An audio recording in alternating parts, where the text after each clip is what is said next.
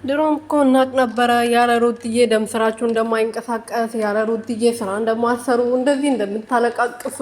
ዳኒም ደግሞ ታያለሽ ነገ ጠዋት ልክ እንዳንቺ እያለቃቀሰ እየመጣ ሩቲን ይቅርታ ካልጠየቀ ትላንትና ባወራው ንግግር ካላፈረ አብርሃምና ሜሪን ማነች ሄርሜላ የምትባለው አሮጊት የሆነች ሴትዮዋ ሩቲን እንድናገሯ ስላደረገ ብቻ ያፍራል ማለት ነው። ይሄ ማፈሪያ ልክ እንዳንቺ ያፍራል። ገባሽ አይደለም? አንቺም አሁን ፍቅርሽ ነው ያረገኝ እንደዚህ ሆንኩ እያልሽ በየቀኑ መጥተሽ እያለቃቀስ የምትዘፍኙ ወደ ሩትዬ ለመመለስ ሩትዬን የካዳችሁ ሁሉ እግሯ ስር ትደፋላችሁ። ይሄን ደግሞ ሁላችሁም በደንብ አድርጋችሁ 100% ታውቃላችሁ እንዳትረሱ ማለት ነው። ሩትዬን የነካ ሁሉ እግሯ ስር ይንበርከካል።